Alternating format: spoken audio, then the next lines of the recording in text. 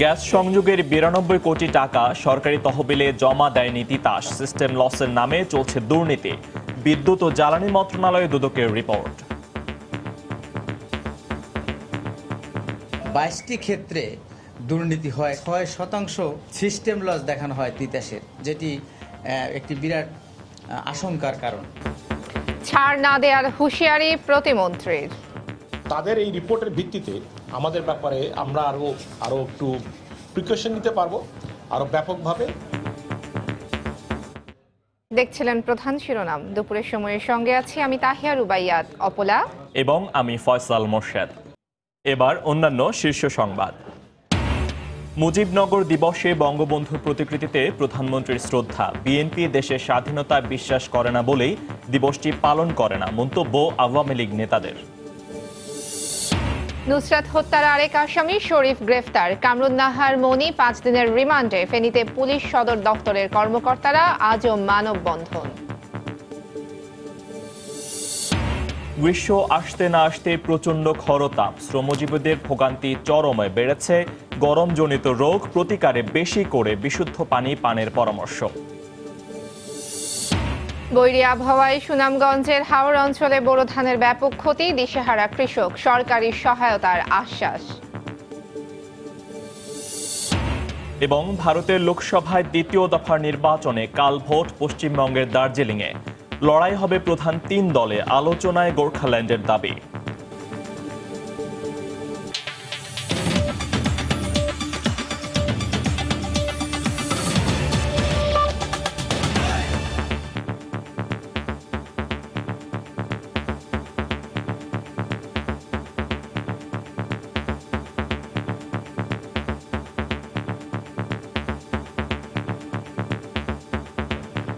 Gas সংযোগের 92 কোটি টাকা সরকারি তহবিলে জমা দেয়নি তিতাস।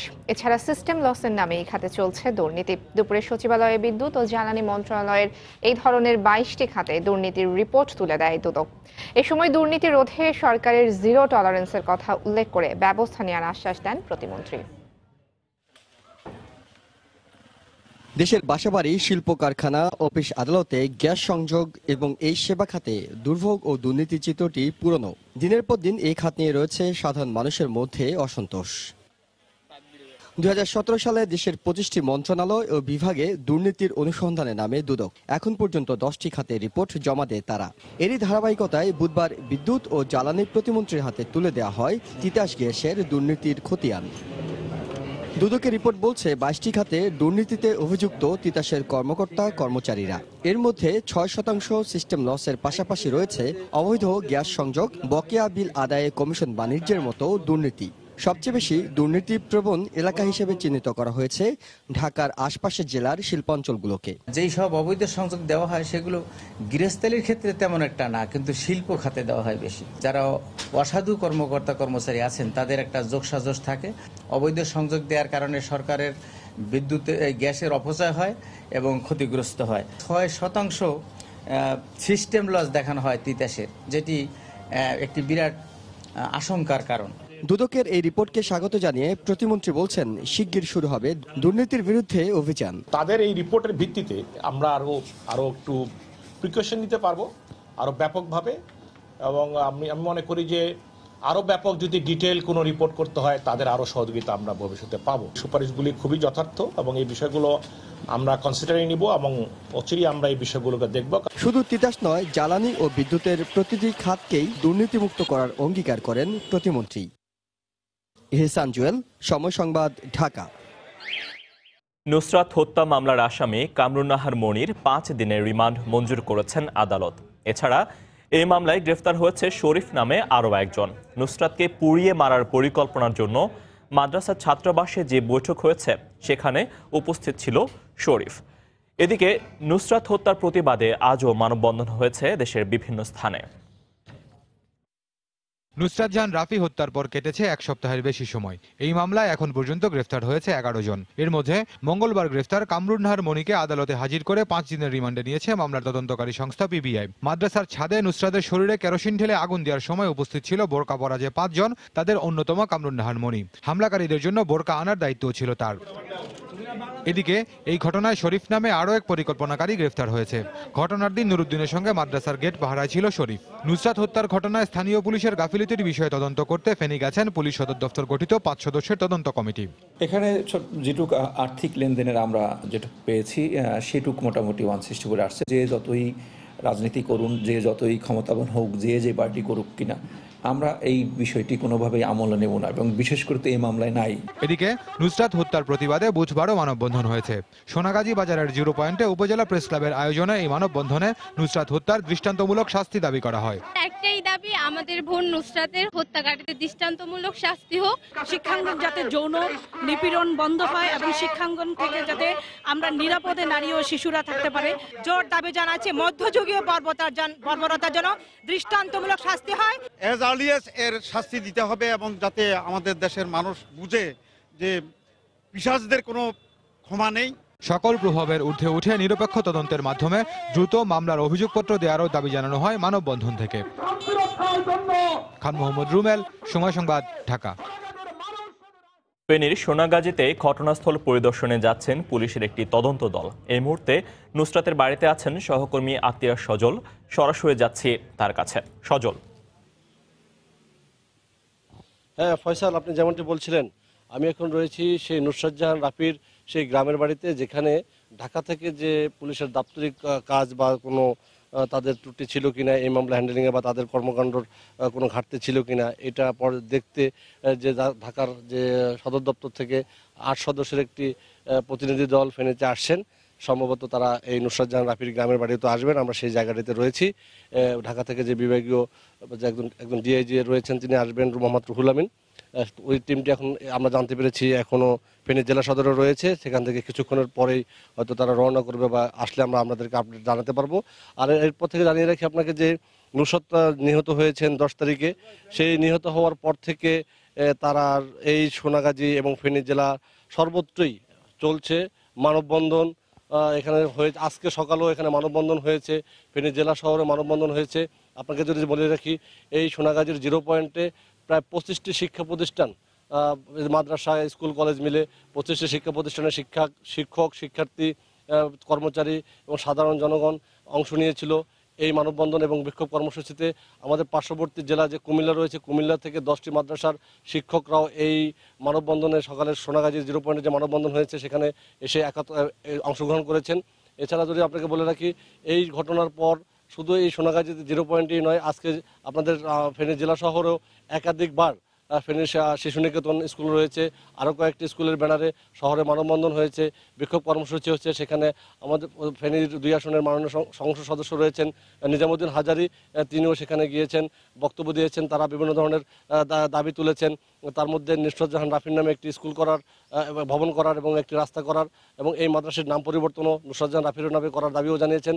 আর আমরা যে এখানে রয়েছে, এখানে যদি আজকে এক আসামির কামরুজ্জাহার মনি নামে এক আসামির রিমান্ড হয়েছে 5 দিনের, এবং গতকালও শামীম নামের একজনকে আদালতে তোলা হয়েছে। আজকে যা রিমান্ড শুনানির কথা রয়েছে, আপনাকে যদি বলে রাখি, এই মিলে এখন পর্যন্ত প্রায় 14 জন এই নুসরাত জাহান রাফির হত্যাকাণ্ডে আটক রয়েছে আসামি, যার এজাহার নামীয় এখন পর্যন্ত 7 জন।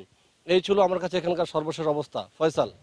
ঐতিহাসিক মুজিবনগর দিবসে ধানমন্ডি 32 নম্বরে বঙ্গবন্ধুর প্রতিকৃতিতে শ্রদ্ধা জানিয়েছেন প্রধানমন্ত্রী শেখ হাসিনা। সকালে শ্রদ্ধা নিবেদনের পর দলের অঙ্গ ও সহযোগী সংগঠনের নেতারাও ফুল দিয়ে শ্রদ্ধা জানান বঙ্গবন্ধুর প্রতিকৃতিতে। পরে আওয়ামী লীগের প্রচার ও প্রকাশনা সম্পাদক ডক্টর হাসান মাহমুদ সাংবাদিকদের বলেন, বিএনপি মুজিবনগর দিবস পালন না করে প্রমাণ করেছে তারা স্বাধীনতার সার্বভৌমত্বে বিশ্বাস করে না। মুজিবনগর দিবস বাংলাদেশের স্বাধীনতার ইতিহাসে অস্থায়ী সরকার গঠনের অনন্য একদিন। ঐতিহাসিক এই দিবসটি উপলক্ষে জাতির পিতার প্রতিকৃতিতে শ্রদ্ধা জানাতে বুধবার সকালে ধানমন্ডি 32 নম্বরের বঙ্গবন্ধু ভবনে আসেন প্রধানমন্ত্রী শেখ হাসিনা। ফুল দিয়ে তিনি শ্রদ্ধা জানান বঙ্গবন্ধু শেখ মুজিবুর রহমানের প্রতি। পরে দলের কেন্দ্রীয় নেতাদের পাশে নিয়ে আওয়ামী লীগ প্রধান হিসেবেও প্রতিকৃতিতে শ্রদ্ধা জানান বঙ্গবন্ধু কন্যা। শ্রদ্ধা নিবেদন শেষে আওয়ামী লীগের প্রচার ও প্রকাশনা সম্পাদক ও তথ্যমন্ত্রী সাংবাদিকদের বলেন, বিএনপি দিবসটি পালন না করে প্রমাণ করেছে তারা স্বাধীনতায় বিশ্বাসী নয়। যেই সরকারের নেতৃত্বে মুক্তিযুদ্ধ পরিচালিত হয়েছে। তাদের নেতা যেই সরকারের কর্মচারী হিসেবে সেক্টর কমান্ডার হিসেবে নিয়োগ পেয়েছিলেন তারা এই দিনটি পালন করে না। যারা মুজিবনগর দিবস পালন করে না তারা আসলে স্বাধীনতা সার্বভৌমত্বকে কতটুকু বিশ্বাস করে সেটি হচ্ছে প্রশ্ন। এ সময় হাসান মাহমুদ সাংবাদিকদের সাফ জানিয়ে দেন, বিএনপি চেয়ারপারসনের মুক্তি কিংবা সংসদে বিএনপি প্রার্থীদের শপথ কোনোটি নিয়েই সমঝোতার পথে হাঁটছে না আওয়ামী লীগ। বিএনপি থেকে যারা নির্বাচন করেছিল, যারা নির্বাচিত হয়েছে, তাদেরকে জনগণ নির্বাচিত করেছে সংসদে গিয়ে তাদের পক্ষে কথা বলার জন্য। শপথ না নেওয়ার জন্য জনগণ নির্বাচিত করেনি। আমাদের সাথে কোনো সমঝোতার এখানে প্রসঙ্গ নেই। পরে আওয়ামী লীগের অঙ্গ ও সহযোগী সংগঠনের নেতাকর্মীরা বঙ্গবন্ধুর প্রতিকৃতিতে ফুল দিয়ে শ্রদ্ধা জানান। দেবাশিস রায়, সময় সংবাদ, ঢাকা। এদিকে ঐতিহাসিক মুজিবনগর দিবস উপলক্ষে মেহেরপুরে নানা কর্মসূচি পালন করেছে জেলা প্রশাসন। সকালে সূর্যোদয়ের সঙ্গে সঙ্গে মুজিবনগর স্মৃতিসৌধে জাতীয় পতাকা উত্তোলন করেন জেলা প্রশাসক। এ সময় পুলিশ ও প্রশাসনের ঊর্ধ্বতন কর্মকর্তারা উপস্থিত ছিলেন। এছাড়া দিবসটিকে ঘিরে আলোচনা সভা ও সাংস্কৃতিক অনুষ্ঠান সহ দিনব্যাপী নানা কর্মসূচির আয়োজন করা হয়েছে।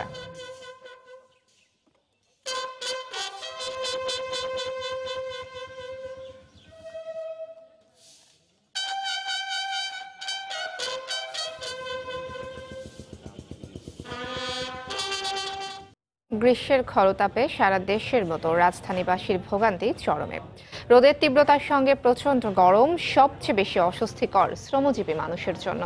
তীব্র গরমে অসুস্থ হয়ে পড়ছেন কেউ কেউ। আবহাওয়া অফিস বলছে এপ্রিলে গরম বাড়াটা স্বাভাবিক, কিন্তু জলবায়ুর বিরূপ প্রভাবে বিশ্বব্যাপী গরম বেড়েছে। এই গরমে বেশি করে বিশুদ্ধ পানি পানের পরামর্শ দিয়েছেন বিশেষজ্ঞরা। গ্রীষ্মের তাপদাহে পুড়ছে সারা দেশ। প্রচণ্ড গরমে যারা ঘরের বাইরে বেরিয়েছেন তারাই পড়েছেন ভোগান্তিতে। তবে শ্রমজীবীদেরকেই বেশি ভোগান্তিতে পড়তে দেখা গেছে। রাস্তার পাশে ডাব শরবত খেয়ে তৃষ্ণা নিবারণ করতে দেখা যায় তাদের। গরমে খুব কষ্ট পাচ্ছি আর কি। হ্যাঁ, যদি যেভাবে রোদের তাপ পড়ছে ওইভাবে খুব কষ্ট লাগতেছে, এবং তবু আগে এখন কর্মক্ষেত্রে যাইতে হবে। হয়তো আজ 2-3 দিন থেকে খুব বেশি জ্বালা পড়া, গরমটা বেশি, তাপটা বেশি। গরম প্রচুর, শরীর অসুস্থ লাগতেছে।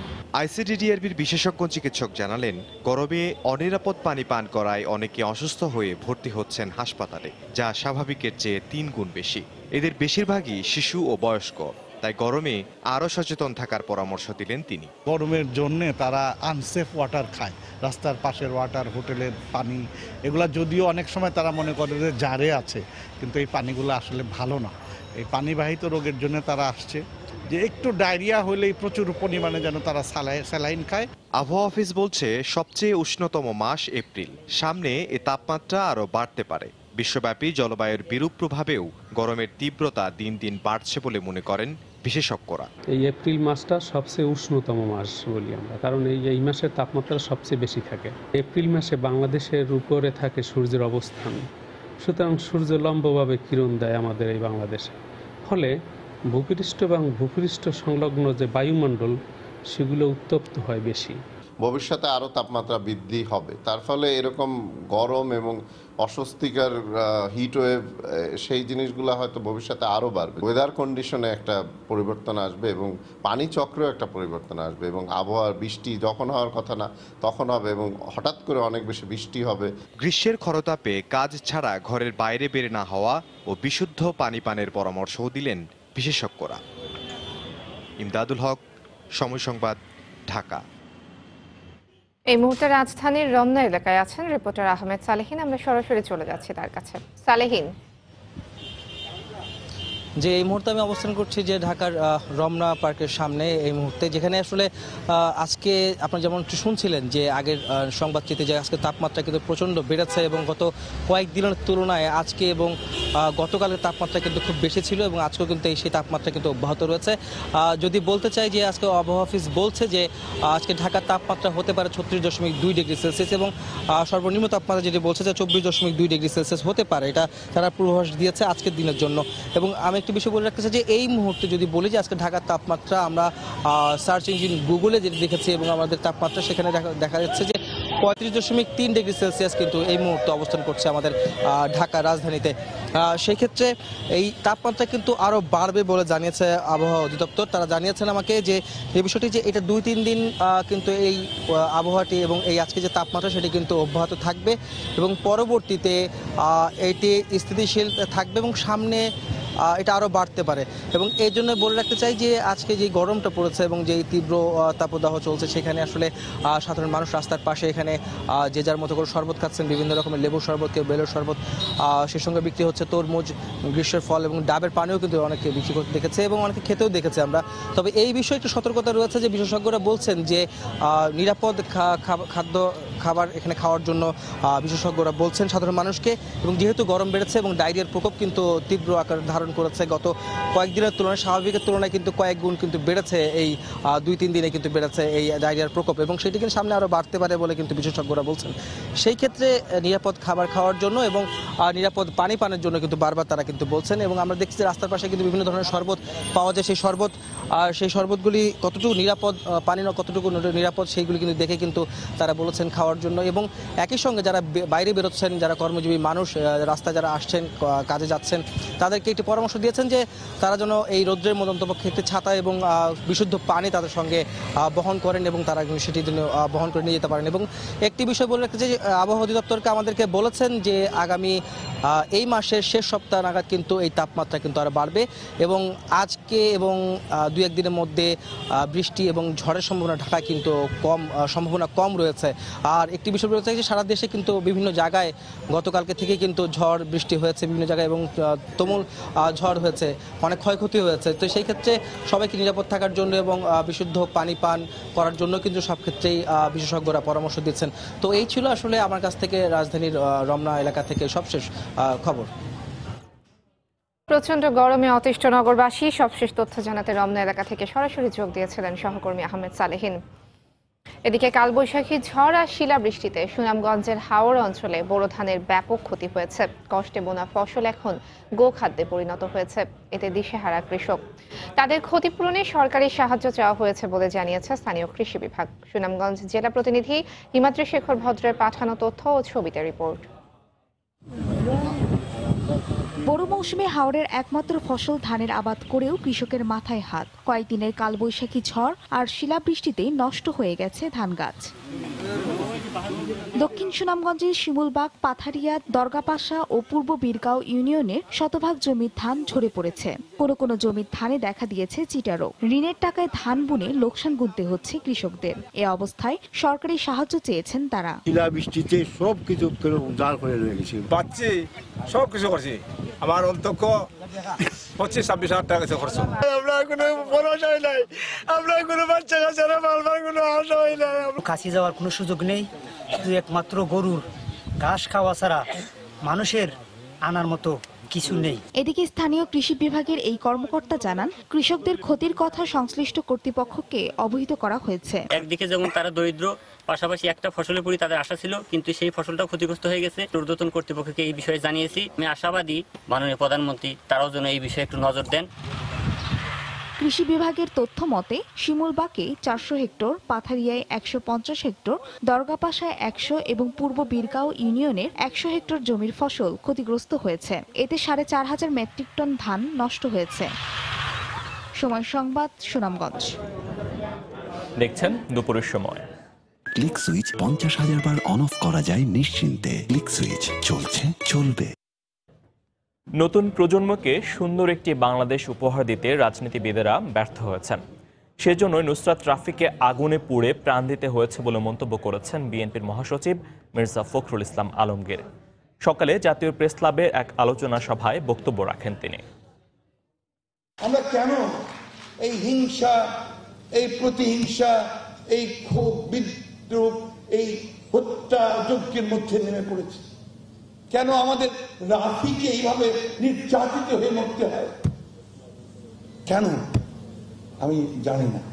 এর উত্তর আমাদের রাজনৈতিক যদি দেওয়ার কথা, আমরা ব্যর্থ হয়েছি সেই ধরনের একটা সুন্দর বাংলাদেশ দিতে। আমরা ব্যর্থ হয়েছি তোমাদেরকে নিরাপত্তা দিতে।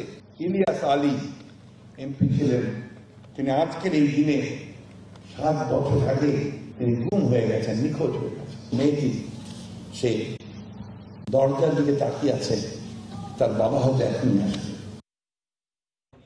বিনা অপরাধে জাহালমকে 3 বছর জেল খাটানোর সঙ্গে কারা জড়িত তা জানতে চান উচ্চ আদালত। আগামী 2রা মে এ ঘটনায় গঠিত দুদকের তদন্ত কমিটির রিপোর্ট এবং মামলার যাবতীয় নথিপত্র আদালতে দাখিল করতে বলা হয়েছে। আজ জাহালমের ঘটনায় দায়ীদের বিরুদ্ধে ব্যবস্থা নেওয়া এবং ক্ষতিপূরণ বিষয়ে শুনানির দিন ধার্য ছিল। আদালতে উপস্থিত ছিলেন জাহালম, তবে দুদকের আইনজীবী শুনানির জন্য প্রস্তুত না থাকায় এদিন শুনানি হয়নি। আগামী 2রা মে এই বিষয়ে শুনানির পরবর্তী দিন ধার্য করা হয়েছে।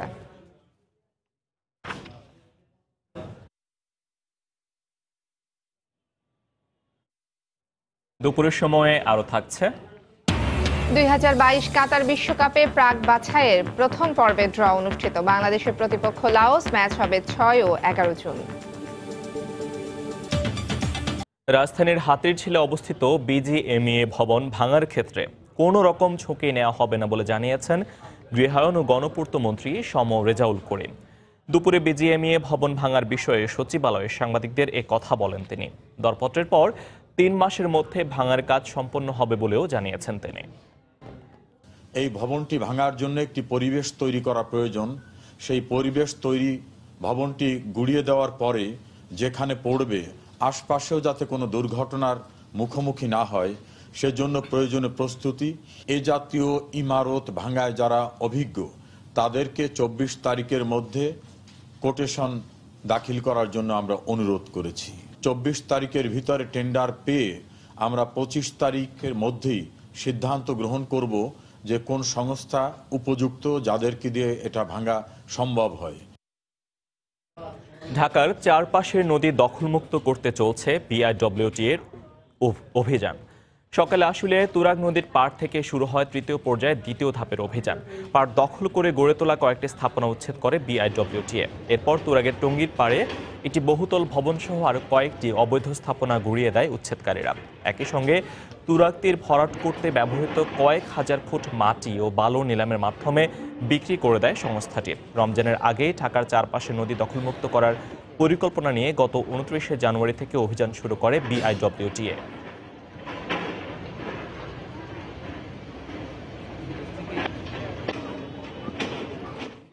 বরিশালে বাস চাপায় এক স্কুল ছাত্রী নিহত হয়েছে। এ ঘটনার প্রতিবাদে সড়ক অবরোধ করে বিক্ষোভ করেছেন এলাকাবাসী। পুলিশ জানায় সকালে বরিশাল থেকে ছেড়ে আসা সেবা পরিবহনের একটি যাত্রীবাহী বাস বানারীপাড়া যাচ্ছিল। পথে উজিরপুর উপজেলার নারায়ণপুর এলাকায় পৌঁছালে স্কুলগামী 3য় শ্রেণীর ছাত্রী লামিয়া আক্তারকে চাপা দেয়। এতে ঘটনাস্থলে মারা যায় সে। এ ঘটনার প্রতিবাদে গাছের গুঁড়ি ও বিদ্যুতের খুঁটি ফেলে সড়ক অবরোধ করেন বিক্ষুব্ধ এলাকাবাসী।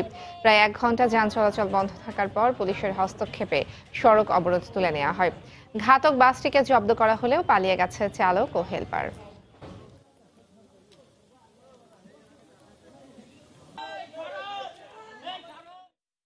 বরিশাল থেকে বাণীপুরাগামী সেবা বাচ্চাটা স্কুলে যাওয়ার জন্য বাসা থেকে বের হয়েছে, রোডের রাইট সাইডে বাচ্চাটা। তো গাড়িটা বেপরোয়াভাবে যাই বাচ্চাটার ফার্স্ট টাইমে আর কি আঘাত করে মাথার উপরে দিয়ে গাড়ি চালাই চলে গেছে। আমি যেন সুষ্ঠু বিচার চাই, আর যেন কোনো মায়ের কোল যেন খালি হইতে না হয়। সেবার একটা পরিমাণ একটা বাস তাকে চাপা দেয় আর কি। এই জন্য এখানে উত্তেজিত জনতা এখানে মানে ভিড় জমাইছিল। আমরা পরে এই রোডও ক্লিয়ার করছি এবং লাস্ট নিয়ে গেছি, স্বাভাবিক আছে এখন। বাচ্চার পরিবারের সাথে আমি সহানুভূতি প্রকাশ করছি এবং দায়ী যে ড্রাইভার এবং পরিবহন এদের বিরুদ্ধে ব্যবস্থা নেওয়ার জন্য আমি পদক্ষেপ গ্রহণ করব। দেশের 1/4 দুর্ঘটনা ঘটে মোটরসাইকেলে, অথচ আইনি দায় মেটাতে বেশিরভাগ চালক থার্ড পার্টি ইন্স্যুরেন্সের আশ্রয় নেয় দুর্ঘটনার শিকার ব্যক্তি ও পরিবার পাচ্ছেন না কোনো ক্ষতিপূরণ। এমনকি বেশিরভাগ চালক জানেনই না কেন এই ইন্স্যুরেন্স, কি এর কার্যকারিতা। বীমা সংশ্লিষ্টরা বলছে একটু সচেতন হলেই দুর্ঘটনার ক্ষতি কমিয়ে আনা যায় অনায়াসে। বিস্তারিত জানাচ্ছেন সাজিদ রাজু। যানজটের রাস্তায় সারিবদ্ধ মোটরসাইকেল এখন পরিচিত দৃশ্য। ঝুঁকি এড়াতে ও সময় বাঁচাতে নগরবাসীর মাঝে বাড়ছে এই দ্বিচক্র যানের ব্যবহার। তবে আসলে কতটা নিরাপদ? অপেক্ষাকৃত দ্রুতগামী হিসেবে পরিচিত এ বাহন।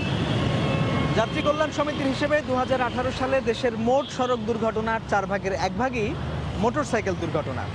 আর বেশিরভাগ ক্ষেত্রে এইসব দুর্ঘটনায় হতাহত হন মোটরসাইকেল চালক ও আরোহী। নিয়ম থাকলেও দুর্ঘটনায় ক্ষতি পুষিয়ে নেওয়ার মতো বীমা করেন না কোনো চালক। এমনকি রাস্তা চলাচলের জন্য নামমাত্র বিমা বা থার্ড পার্টি বিমা করা থাকলেও বেশিরভাগ চালক জানেনই না এ বিমার কার্যকারিতা সম্পর্কে।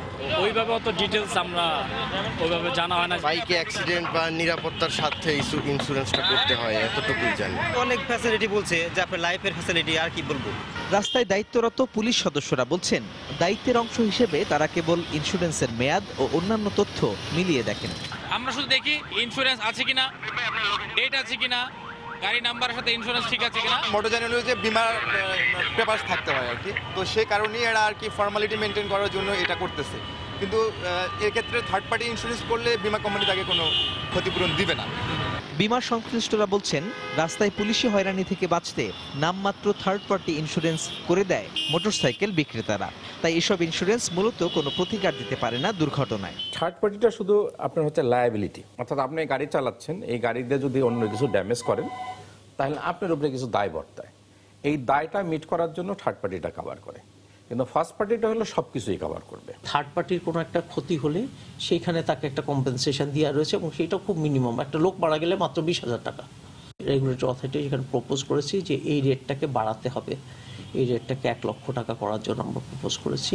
বিমা দাবি পূরণের ক্ষেত্রে বিমা কোম্পানিগুলোকে আন্তরিক হওয়া উচিত বলেও মনে করেন তারা। সাজিদ রাজু, সময় সংবাদ, ঢাকা। লোকসানের মুখে গত 2 বছরে বন্ধ হয়ে গেছে কক্সবাজারের 30টি হ্যাচারি।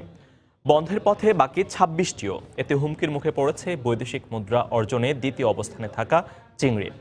পোনার ন্যায্য মূল্য না পাওয়া, চোরাই পথে পোনা আনাকে দুষছেন হ্যাচারি মালিকেরা। সুজাউদ্দিন রুবেলুর তথ্য, মোহাম্মদ ফরাজের ছবি নিয়ে রিপোর্ট।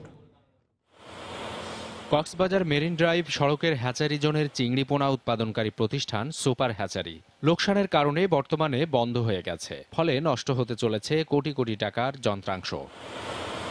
শুধু এই চিংড়ি পোনা উৎপাদনকারী হ্যাচারি নয়, গত 2 বছরে লোকসানের কারণে বন্ধ হয়ে গেছে উখিয়া ও টেকনাফের 30টি হ্যাচারি। চাকরি হারিয়েছেন 1,500-এর বেশি শ্রমিক। বাকি যে 26টি হ্যাচারি উৎপাদনে রয়েছে তাও লোকসানের মুখে বন্ধ হবার পথে। 4-5 বছর ধরে লস দিতে আমাদের মালিকের খুব খারাপ অবস্থা, সেই জন্য এখন হ্যাচারি চালাতে পারতেছে না, টাকা পয়সার অভাবে। চোরাই পথের ইন্ডিয়ান নফলিগুলা সংগ্রহ করে বাইরের যুক্ত নফলি, যা আমাদের চাষিদেরও ক্ষতি হয়, পোনাও হয় না, আমাদের ব্যবসারও ক্ষতি হচ্ছে। প্রায় 1500 শ্রমিক কর্মচারী বেকার। এখন যারা আছি বর্তমানে তারাও ঠিকভাবে বেতন পাইতেছি না। বৈদেশিক মুদ্রা অর্জনে দ্বিতীয় অবস্থানে থাকা চিংড়ি শিল্পের দিকে সরকার নজর না দিলে এ শিল্প হুমকির মুখে পড়বে বলে দাবি হ্যাচারি মালিকদের সংগঠন সেবর এ নেতার। অবৈধভাবে নফলির যে বাংলাদেশে প্রবেশ, এটিকে বন্ধ করতে হবে। যে নার্সারিগুলোকে হ্যাচারিতে রূপান্তরিত করা হয়েছে সাতক্ষীরা খুলনা এলাকায়, সেগুলোকে বন্ধ রাখতে হবে। তবে স্থানীয় সংসদ সদস্য জানালেন, চিংড়ি পোনা হ্যাচারিগুলোকে কিভাবে সচল রাখা যায় তার জন্য সরকার চিন্তা ভাবনা করছে। মৎস্য সম্পদ মন্ত্রী এবং মন্ত্রণালয়ে আমাদের মৎস্য অধিদপ্তরে আমরা কথা বলেছি। চিংড়ি উৎপাদনের লক্ষ্যমাত্রা আরও বৃদ্ধি পাবে এবং চিংড়ি খাত যে একটি হোয়াইট গোল্ড নামে খ্যাত, সেটি আরও ভালো বৈদেশিক মুদ্রা অর্জন করতে সক্ষম হবে। খুলনা, সাতক্ষীরা ও বাগেরহাট অঞ্চলের চিংড়ি ঘেরগুলোতে 80% পোনা সরবরাহ করে কক্সবাজারের হ্যাচারিগুলো। কিন্তু ভারত থেকে চোরাই পথে ভাইরাসযুক্ত পোনা আসায় তা নেমে দাঁড়িয়েছে অর্ধেকে। সময় সংবাদ, কক্সবাজার। ক্ষুধা ও দারিদ্র্যমুক্ত দেশ করতে বিভিন্ন সামাজিক নিরাপত্তা কর্মসূচি বাস্তবায়ন করছে সরকার। এজন্য হতদরিদ্রদের ভিজিডি, ভিজিএফ, বয়স্ক ভাতার কার্ড দিয়ে থাকে। তবে এসব কার্ড পেয়ে রাজশাহী বাঘার পাকুড়িয়া ইউনিয়নের জনপ্রতিনিধিদের দিতে হয় মোটা অঙ্কের ঘুষ। অভিযোগ রয়েছে, সেই ঘুষ দিতে গিয়ে ঋণের ফাঁদে পড়েছেন দরিদ্র মানুষ। বিষয়টি অস্বীকার করলেও অভিযোগ পেলে দায়ীদের বিরুদ্ধে ব্যবস্থা নেওয়ার আশ্বাস দিয়েছেন স্থানীয় প্রশাসন। হাবিবুর রহমান পাপ্পুর তোলা ছবিতে রাকিবুল হাসানের রিপোর্ট। বয়সের ভারে ক্লান্ত শরীরে নুয়ে পড়েছেন বাঘা উপজেলার কিশোরপুর গ্রামের রকেনা বেগম। কোনো আপন আত্মীয় ছাড়া বেঁচে থাকা এই প্রবীণ হতাশ বয়স্ক ভাতায়। বয়স্ক ভাতা করার লাগে আমি ঘুরেছি, খুব হয়নি, দেয়নি। চেয়ারম্যান বলেছে যে চৌকিদারে বলবো, চৌকিদারে বলেনি, চৌকিদারে শুধাইতে চৌকিদার বলে আমার কিছু বলেনি।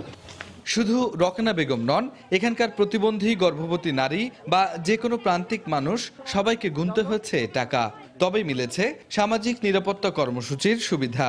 আবার টাকা দিয়ে পাননি এমন অভিযোগও অনেক। সম্প্রতি এ নিয়ে বিক্ষোভ সমাবেশ করেছে ক্ষুব্ধ গ্রামবাসী। টাকা আমার দিতে পারেনি, টাকা তো লিখছে, তো টাকা দিতে পারেনি, তাহলে তো আমার কার্ড নাই। মেম্বার চেয়ারম্যান লিখে চৌকিদারের হাত দিই, চৌকিদার হাতে আমার টাকা গেছে।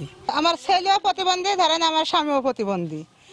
৬,০০০ টাকা আছে দুই বাপুতের থেকে, টাকা দিতে পারিনি দেখে তারপরে হলো অন্য মানুষকে দিয়ে তারপরে এই কার্ড করাইছি। ভাত মেম্বারের কাছে দিছি ৩৭০০ টাকা, ৩৭০০ টাকা দিছে, তারপরে আমার টিউবওয়েল বসা দিয়ে গেছে। তবে টাকা নেয়ার বিষয়টি অস্বীকার করেছেন স্থানীয় জনপ্রতিনিধিরা। আমার জানা নাই, আমি আর ধরন নাই, এরকম যদি কেউ বলে যে আমাকে যে টাকা দিয়েছে সরাসরি কার্ড করেছি দিই, তাহলে আমার চেয়ারম্যানই ছাড়ি দেবো।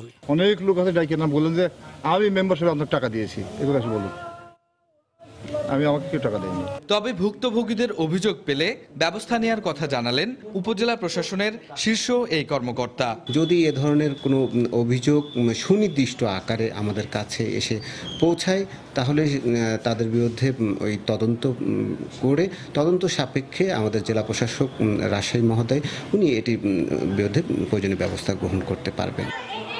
বাঘার পাকুড়িয়া ইউনিয়নে ২৮,০০০ গ্রামবাসীর মধ্যে ভিজিডি, ভিজিএফ, বয়স্ক ভাতা সহ সরকারের সামাজিক নিরাপত্তার বিভিন্ন কর্মসূচি সুবিধা ভোগ করছেন ১,৬২৫ জন।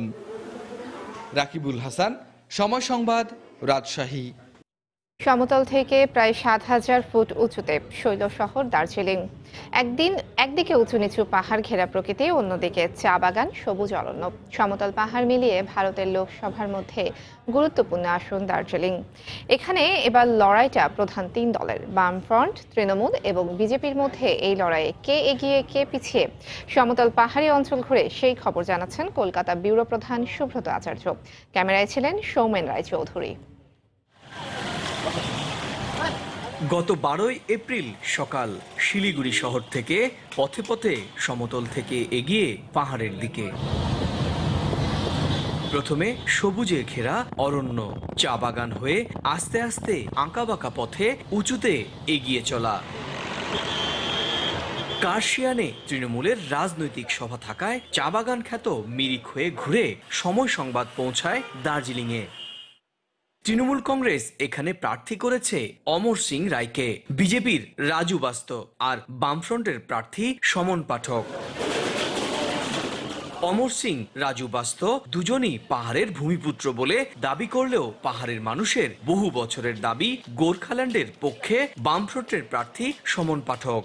इधर में वातावरण ऐसा है, पार्टी पॉलिटिक्स लेके सब लोग इधर उधर जा रहे, लेकिन जो गरीबी हटाओ, जो गरीबी बचाओ, अभी तक नहीं हो रहा है। 18ই এপ্রিল দার্জিলিং আসনে ভোট গ্রহণ। ভোটের কারণে ভাটা পড়েছে পর্যটন শিল্পে, তবু চেনা শহরের মানুষ থেমে নেই পাহাড়ের বাস্তবতায়। ইলেকশনের ইয়েতে তো অনেকের কি হচ্ছে, অনেকে যারা চাকরিজীবী তাদের ট্রেনিং এ বা ইয়েতে ব্যস্ততা থাকতে হচ্ছে, তার জন্য তুলনামূলকভাবে পর্যটকটা অনেকটাই কম।